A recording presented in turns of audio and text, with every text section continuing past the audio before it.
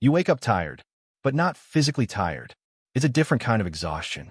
The kind where your thoughts feel slower than they used to.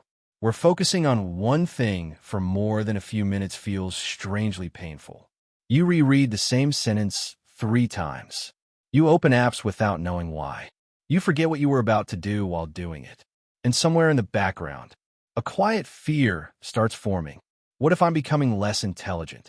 But intelligence rarely disappears overnight. Most of the time, it erodes slowly, silently. Not because your brain is weak, but because certain habits train it to stop thinking deeply. And the strange part is, some of these habits feel completely normal, even productive, especially the third one. Your brain is not designed to protect intelligence.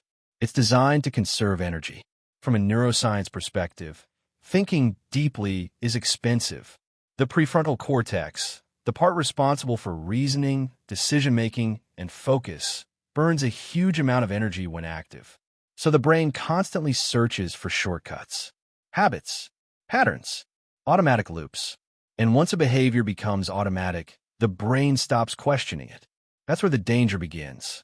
Because intelligence is not just knowledge.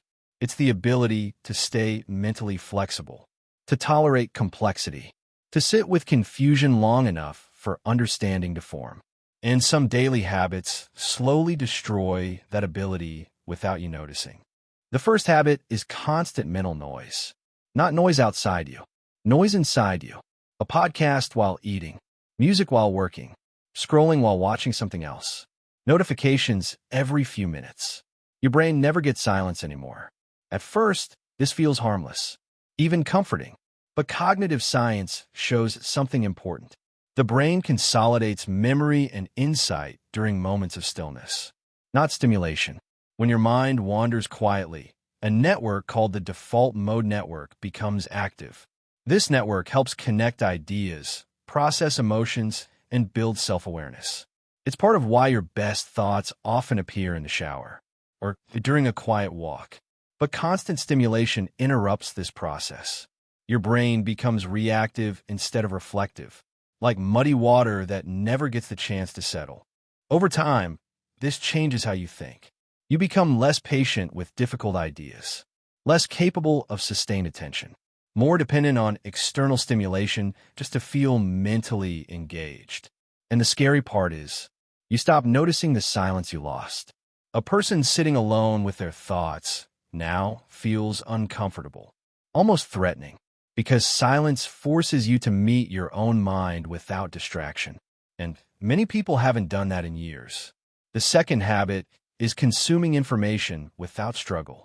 This one feels productive. You watch educational videos. You listen to self-improvement podcasts. You read summaries instead of books. You feel like you're learning constantly. But psychologically, passive consumption creates something called the illusion of competence. Your brain mistakes familiarity for understanding. Seeing information is not the same as building neural pathways around it. Real learning requires friction, struggle, mental resistance. Think about how muscles grow, not through comfort, through tension. The brain works similarly. When you actively recall information, explain concepts in your own words, or wrestle with difficult ideas, neural connections strengthen. This is called effortful processing. But modern content removes effort from learning. Everything is shortened, summarized, optimized for easy consumption. Your brain becomes like someone who watches workout videos every day, but never lifts anything heavy. Mentally entertained, but cognitively weaker. And over time, this changes your identity. You stop trusting your ability to think independently. Instead, you rely on endless streams of other people's interpretations, other people's conclusions, other people's clarity. That's why some people consume hours of intellectual content every week, yet still struggle to sit alone and think clearly about their own life. Because intelligence is not measured by input, it's measured by internal processing. And that internal processing requires discomfort most people avoid. The third habit is more subtle and more dangerous. It's the habit of never being bored. Boredom has become something people try to eliminate immediately. The second boredom appears, The hand reaches for the phone automatically. But boredom serves an important psychological function. It acts like a doorway. On one side is stimulation. On the other side is imagination. Most people never stay in boredom long enough to cross that doorway. So the brain loses its ability to generate internally. Research in behavioral psychology suggests that creativity and insight often emerge after periods of low stimulation. Because when external input disappears, the brain starts searching inward.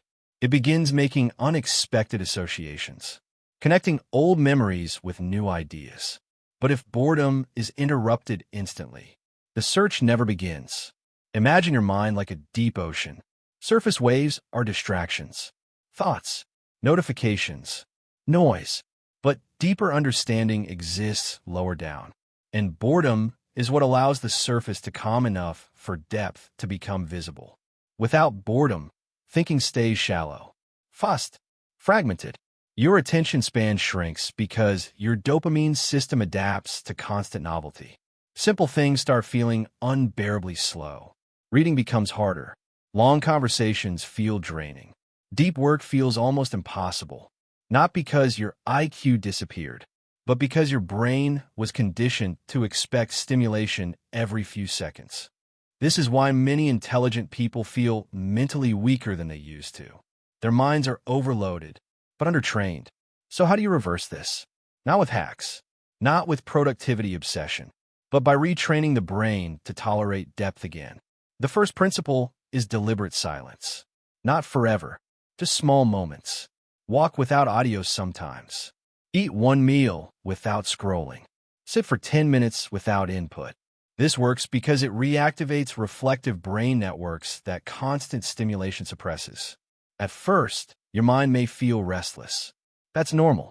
You're experiencing cognitive withdrawal from overstimulation. But eventually, thoughts become clearer. You start hearing yourself again. The second principle is active learning. Don't just consume information. Fight with it. Pause videos and explain concepts aloud. Write what you understood without looking back. Read slower instead of faster. This strengthens memory encoding because the brain retains information better when retrieval requires effort.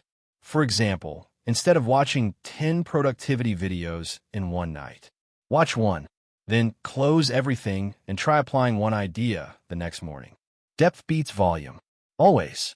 The third principle is boredom training. Intentionally allow small pockets of boredom to exist. Wait in line without checking your phone. Sit by the window for a few minutes doing nothing. Leave gaps between stimulation. This recalibrates the dopamine system. Your brain slowly becomes less dependent on constant novelty. And something unexpected starts happening. Your thoughts become more original. Not because you became smarter overnight, but because your mind finally had space to think again. The fourth principle is cognitive resistance. Do difficult things mentally. Read books that challenge you. Learn skills that frustrate you. Have conversations where you're not the smartest person in the room. The brain grows through adaptive stress. Psychologists sometimes call this desirable difficulty. Struggle that strengthens rather than damages. Like lifting mental weights. Because intelligence is less like a talent and more like a living system. Use it deeply and it expands. Avoid effort long enough and it slowly contracts. So maybe the real problem isn't that your brain is failing. Maybe it's that your environment trained your brain for speed instead of depth, for reaction instead of reflection, for consumption instead of understanding. And once you see this, something changes. You stop treating intelligence like a fixed trait and start seeing it as attention shaped over time. Where your attention goes, your mind follows. That's the real mental model underneath all of this. Attention is like sunlight. Whatever it touches repeatedly begins to grow. If your attention is constantly fragmented, your thinking becomes fragmented too. But if you protect your attention carefully, depth slowly returns. Clarity returns. Curiosity returns. Not all at once. Quietly. Almost invisibly. Until one day you notice something small. You can sit with a thought longer than before. You can focus again. Read again. Think again.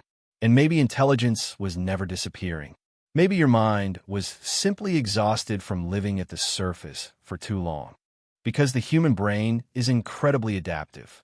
But adaptation works both ways. The habits that slowly weaken the mind can also be reversed, one quiet moment at a time.